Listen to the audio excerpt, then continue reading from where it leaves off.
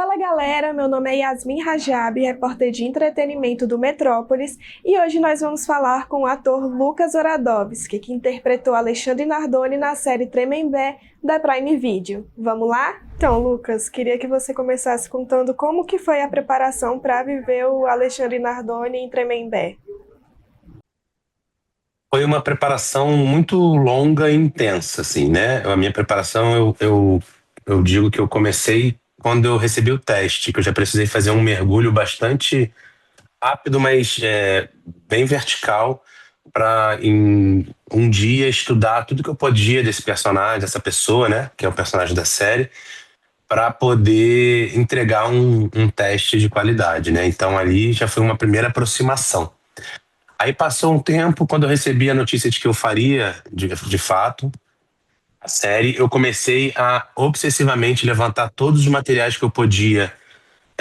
A gente só tinha um material, só temos um material disponível de vídeo, né, sobre o Nardoni e a Jatobá, que é aquela famosa entrevista do Fantástico. Mas aí fotografias, podcasts, entrevistas de pessoas relacionadas ao universo do crime, é, entrevistas de pessoas da perícia, os livros do Ulisses, assim, tudo que eu pude acessar, artigos de psicologia que tratam desse assunto também a partir do recorte né, do campo da psicologia. Foi uma maratona, assim. Eu fiquei um mês. Na verdade, esse um mês foi o início, né? Aí, por conta própria. Depois a gente começou o trabalho de preparação de elenco. Foi um mês de preparação, com condução do trabalho da Maria Laura Nogueira e da Carol Fabri. São duas pessoas muito incríveis, duas atrizes e preparadoras de elenco muito sensíveis. E elas ajudaram muito na condução. Tive vários encontros com elas sozinho. Tive encontros em dupla com a Bianca, né, que fez a Jatobá. Tive encontros com outros atores e atrizes com quem eu fazia cena. E aí a gente foi depurando esse trabalho aos poucos, né? Então aí já tinha, só nisso aí já tô falando 2 meses de trabalho, né? E até aí o trabalho para mim ele era um trabalho mais racional, um entendimento mais ainda mental do que eu ia fazer. E para mim, assim, a maneira como eu conduzi esse trabalho, a partir do momento que eu fui pro set, aí que a coisa começou a de fato tomar corpo. Eu já ia investigando algumas coisas, experimentando algumas coisas, tanto numa composição física, né, de máscara, de aproximação, de pequenas tensões, de pequenos pontos em que eu poderia me assemelhar ainda mais a ele, de posturas físicas, assim como também um mundo interno, né? O trabalho assim de acessar, tentar acessar a mente dessa pessoa, os sentimentos, as crises, as questões que essa pessoa carrega, né? Assim, evidentemente a minha imaginação sobre tem essa dificuldade, essa complexidade do trabalho de ser uma pessoa real, uma pessoa que está viva, uma pessoa envolvida numa situação tão sensível, delicada, né? Um crime tão horroroso que marcou a memória do país. Então tinha todas essas complexidades colocadas aí. Mas foi isso, foi um trabalho de muita pesquisa, de muito estudo, de muito trabalho.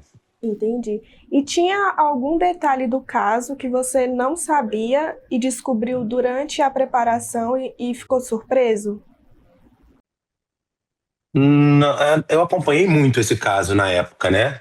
Por mais que já tenha passado quase 20 anos, foi, como eu disse, uma situação que marcou a um trauma coletivo, eu acho, para o país, sabe? Então, eu lembro de acompanhar as reportagens, as simulações do crime, né? Foram, sei lá, pelo menos um ano, acho que a mídia ficou mostrando muitos detalhes e perspectivas desse caso. Então, nada assim, nada me chamou muito atenção. O que me chama atenção, o que sempre me chamou muita atenção e sempre me deixou muito curioso foi o fato deles nunca terem admitido a culpa, né? Nunca terem contado a própria versão. Isso é algo que porque se eles tivessem assumido, admitido, eles teriam tido provavelmente uma redução de pena, eles poderiam ter um assumido e o outro ficado fora cuidando dos filhos, enfim, acho que quanto estratégia jurídica, talvez tivesse outros caminhos melhores para eles, mas eles decidiram, fizeram essa escolha de manter esse sigilo. Então isso gera um grande enigma de entendimento mesmo, assim, né? Primeiro que assim, um caso como esse já é de uma incompreensão gigantesca. Como que a gente consegue pensar uma linha de raciocínio que leve ao que aconteceu? É praticamente impossível, né? Mas esse enigma que paira nesse caso é algo que sempre me impressionou muito, assim.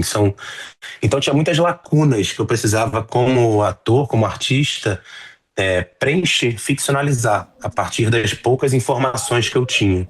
Entendi. E você chegou a ter algum encontro com o Alexandre Nardoni pessoalmente? Nunca encontrei, nunca falei, não tive nenhuma relação. Acho que nem eu, nem ninguém do projeto nunca tivemos nenhum contato. Assim, a única pessoa que eu tive contato, uma pessoa que indiretamente me levava a ele, era uma pessoa que fez uma consultoria para o projeto, para a série, que era um egresso de Tremembé que conviveu com ele e com outros dos condenados, né, da série. E aí essa pessoa me contou muitas informações assim que eu não tinha acesso pela minha pesquisa, através das matérias, dos vídeos, essas coisas mais oficiais, eu não tinha. Então ele me ajudou muito a montar outras camadas assim desse personagem, sabe? Mas foi só esse único contato que eu tive assim com alguma proximidade. Entendi. E você pode falar quem é essa pessoa e o que ele te repassou ou não? Não, são coisas confidenciais, mas não nada demais, assim, na verdade. Eu perguntava mais coisas sobre o dia a dia, sobre postura, sobre como ele era, se ele se abria, se não se abria. E ele me falou muitas coisas, assim, coisas que eu posso te falar, que eu posso compartilhar com vocês. É que ele era uma pessoa muito reservada, muito solitária. Eu tinha um entendimento dele a partir principalmente dessa matéria, dessa entrevista do Fantástico, como se ele fosse uma pessoa que tivesse alguma dificuldade de articular um pensamento e uma frase, porque ele se mostra um pouco assim naquela entrevista. Ele me disse que não, que era uma pessoa que conversava sobre muitos assuntos, que era uma pessoa articulada, desenrolada, mas que era muito reservado, que não se envolvia, não se abria, não falava, não tocava no assunto do crime. Era uma pessoa assim, extremamente reservada. Eu levei isso e algumas outras coisas que ele me contou também que me ajudaram bastante na composição, né? Porque eu fiz um Alexandre Nardoni muito assombrado com a própria história, né? Com o que aconteceu, com as coisas que ele, né, que ele cometeu. Ele carregando, e eu imagino, de fato, a minha imaginação como pessoa, como filho, como alguém que quer ser pai, ela passa por aí, assim. Acho que a pessoa tem uma relação. As pessoas que cometeram esses crimes horrorosos não deixam de ser pessoas e nunca deixaram de ser pessoas, né? Nós, pessoas, nós, humanidade, cometemos coisas horrorosas, cometemos atrocidades. E, infelizmente, é preciso olhar para isso, é preciso ter coragem, e acho que a série traz também essa oportunidade. A gente precisa olhar para as sombras da humanidade. Então, apesar de ter cometido esse crime horroroso, eu tenho para mim a minha convicção, a partir dos meus estudos, né, da minha imaginação também sobre a história, é que ele era uma pessoa que tinha um amor de verdadeiro, um amor genuíno por essa filha. A filha tinha um amor verdadeiro por esse pai. E alguma coisa aconteceu, né, aí não tem explicação, não tem nada que justifique, mas alguma coisa aconteceu que chegou no que chegou, infelizmente, né? No horror que chegou. Mas então é isso. A minha tentativa é de mostrar essas outras camadas, né? De uma pessoa real, uma pessoa complexa, uma pessoa que não se reduz ao crime que cometeu, né? Porque ela tem uma tendência aí. E é normal que exista essa tendência, porque é um crime muito chocante. Mas eu, enquanto ator, incumbido de viver, de dar vida a esse personagem, eu precisei ter essa missão de encontrar outras camadas, né, dessa humanidade, dessa pessoa. Sim. E um dos detalhes assim que foi mais chocante na série foi a semelhança dos atores com os criminosos reais, né? E você, eu acho que foi um dos atores assim que o público mais achou parecido. Qual é a sua opinião sobre isso? Você acha que realmente ficou parecido? Eu acho que ficou muito assim, eu acho que eu tenho alguns traços que me aproximam dele, e por isso eu fui escalado. Eu acho que assim, teve um trabalho de casting, né, de direção de elenco muito preciso, feito pela Ana Luísa e pelo Alonso Zerbinato, que escalaram pessoas que eles conseguiram ver à frente, sabe? Coisas que ninguém nunca tinha visto, porque ninguém nunca tinha me dito, ninguém, assim, na minha vida inteira, nenhum amigo, ninguém nunca fez essa comparação. Até que chegou o teste. Aí eu olhei e falei, uai, será? Aí eu dei umas olhadas assim e falei, acho que com um toque de caracterização posso ficar bem parecido. E aí começou esse processo de estudo, né? Eu fui descobrindo detalhes de olhar, de ângulo, de tensionamentos em determinadas partes do rosto para ir compondo essa máscara. Aí veio o trabalho da caracterização. Eu deixei meu cabelo crescer, a gente completou assim para fazer o formato do cabelo dele. Mas foram intervenções pontuais da caracterização. Esse foi, na verdade, o pensamento da caracterização foi esse, deixar com que os atores e as atrizes conseguissem se aproximar a partir da atuação, né? Dessa energia interna e dessas nuances. Então, eu tinha com o cabelo que imitava o cabelo dele, a minha costeleta eu cortava aqui em cima, eu tenho um desenhozinho de cabelo aqui que a gente raspava para ficar reto, e era só. O restante foi. Teve outros processos de caracterização que foram escolhas minhas. Assim, eu engordei 6 quilos para ficar mais inchado, porque eu via que ele estava maior do que eu, assim. Eu dormia pouco durante o período de filmagem, então eu ficava com olheiras reais, assim, sabe? Com o rosto abatido, mais cansado. Eu sou do Rio, eu vou muito à praia, eu nado no mar. Aí eu fui para São Paulo, me isolei no apartamento no centro de São Paulo, não pegava sol. Até quando eu vinha ao Rio, eu tava por nem não ir na praia, para que a minha energia ficasse cada vez mais densa nesse lugar de alguém que está preso, né? Alguém que está vivendo uma realidade de presídio. E aí, então, foram vários. Foi um processo bem longo, bem intenso, assim. E um exercício muito incrível para mim, enquanto ator, né? Um baita desafio, um baita exercício. O cara entrou. O cara subiu pelo elevador. Nenhuma câmera de segurança captou essas imagens. Ele pode ter subido de escada. Ele já tinha ido na semana anterior e sacou o esquema todo. Eu deixei a Isabela dormindo no quarto e desci para pegar os pequenos na garagem. E durou quanto tempo esse isolamento?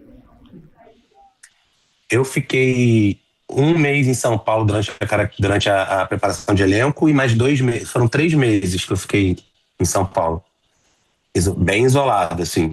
Estudando, lendo, me preparando, estudando o roteiro, as cenas, decupando, encontrando essas pessoas, acessando outros materiais, trocando muito com a direção, né, com a Vera Egito, com a preparação de elenco, com os meus parceiros de cena, com a Bianca, né, que faz a Jatobá, muitas trocas. Foi um período bem imersivo. E vendo ali os seus colegas de elenco caracterizados, qual foi o que mais te surpreendeu pela semelhança física? O Anselmo Vasconcelos, com o Dr. Roger. Tava bem. Acho que todo mundo. Acho que na verdade, eu vendo a série hoje, eu me impressiona muito o trabalho de todo mundo, assim, né? Da Carol, que faz a Elise, Carol Garcia, da Marina, da Bianca, dos 2 cravinhos, né? O Simas e o Kellner, da Letícia. A Letícia também tá muito bem, que faz a Sandrão.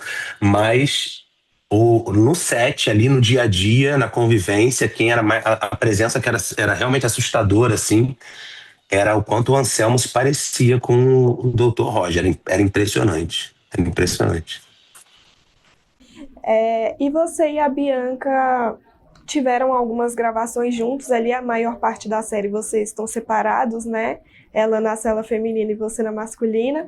Mas como que foi essa troca entre vocês?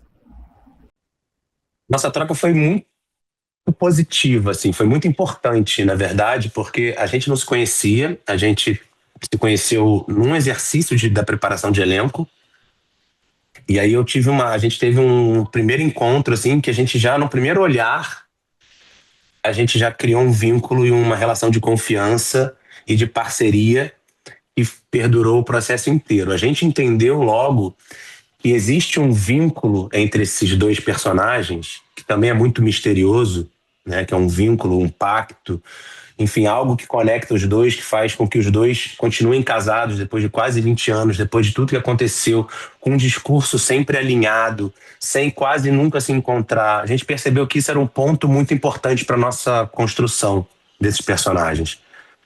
Então a gente investiu muito nesse vínculo. Então a gente sempre conversava muito, a gente trocava muitas coisas, muitas informações da pesquisa que um e o outro estávamos fazendo. E a gente, apesar de gravar quase sempre separado, a gente queria que esse vínculo existisse mesmo sem a gente estar junto em cena. Que a gente conseguisse trazer no fundo do olho essa ligação entre os dois. E, evidentemente, para quando os dois personagens se encontrassem, nos momentos muito pontuais em que se encontram, esse vínculo tivesse ali latente, né? Não parecesse alguma coisa que a gente estivesse construindo na hora, né? Que existisse, de fato, uma força do encontro deles. Certo. E caso houvesse aí uma segunda temporada, você toparia retornar?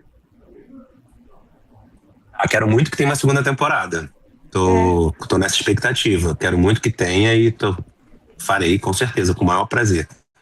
Foi um processo muito, muito intenso, muito duro, mas de muitos aprendizados, de uma equipe muito cuidadosa, de cuidado com a atmosfera do lugar onde a gente estava gravando, né? A atmosfera do set.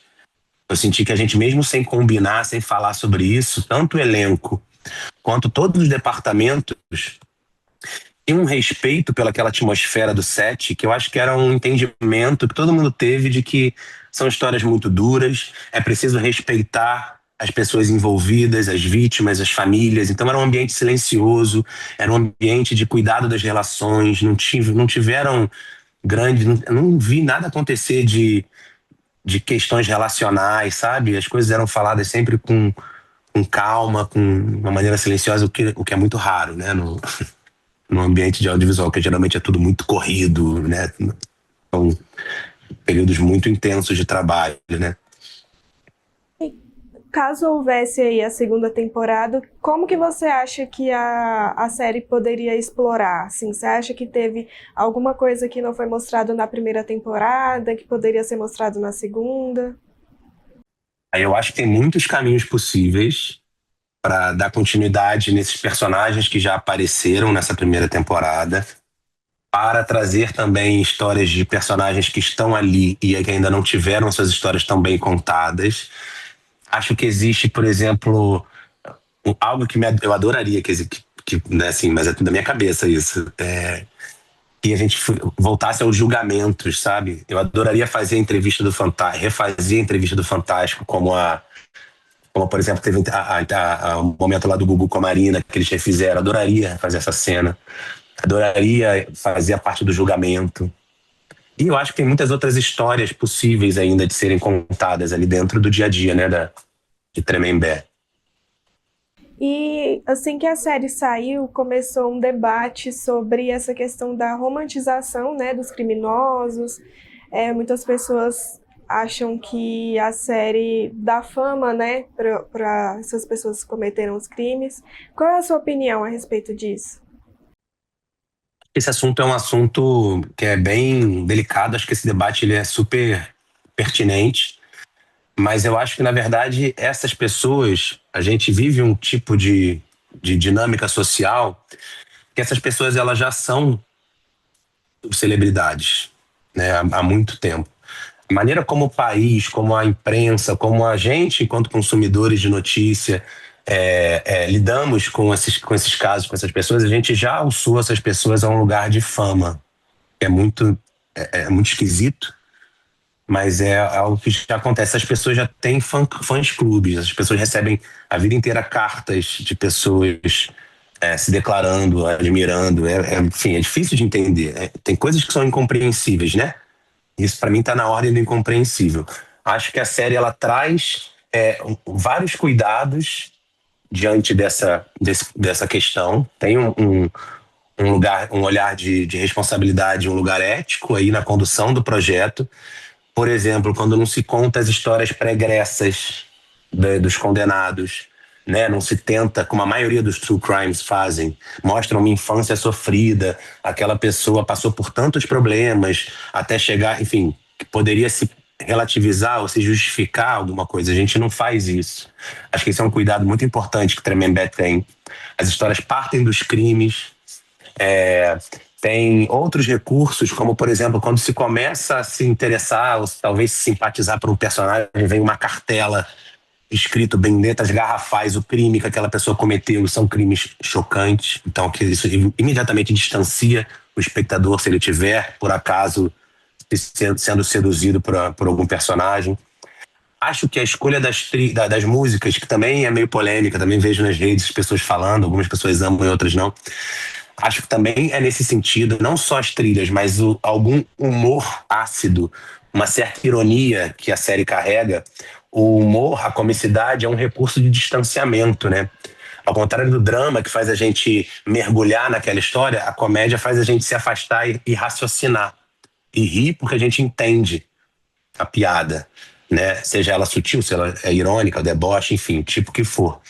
Então acho que a música tem essa função também. Ela tem, assim, né, um ponto que eu vejo falarem muito, que é a música da Suzanne von Richthofen. É uma pessoa que sabemos, todo mundo sabe, né, que é uma pessoa que é vaidosa, que é uma pessoa que tem uma questão narcísica.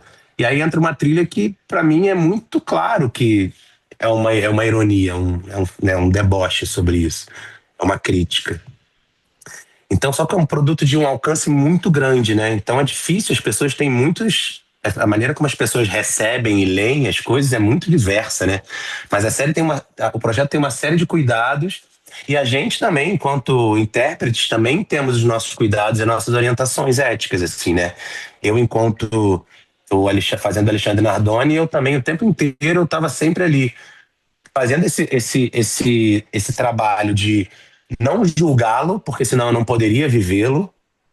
Eu tinha que afastar um julgamento já existente, óbvio, que eu tenho, que né, todos temos, para poder dar espaço para outras coisas aparecerem ali nas camadas, na profundidade da minha interpretação.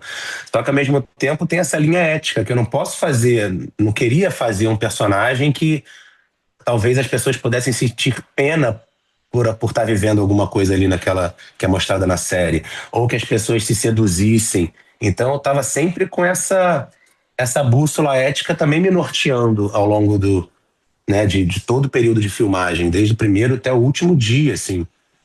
Então são muitas camadas de complexidade envolvidas nesse trabalho, que eu acho que fazem o trabalho ser ainda mais interessante, instigante, e acho que não é à toa que existe, né, um interesse enorme da população né, do Brasil, do mundo, para assistir Tremembé. E por que gera tanto debate, tantas conversas, né? Sim. Então foi isso, Lucas. Muito obrigada pela entrevista, foi ótimo. E foi um prazer falar com você. Prazer é todo meu. Obrigado, tá? Eu que agradeço. Até breve. Até. Tchau, tchau. Tchau, tchau.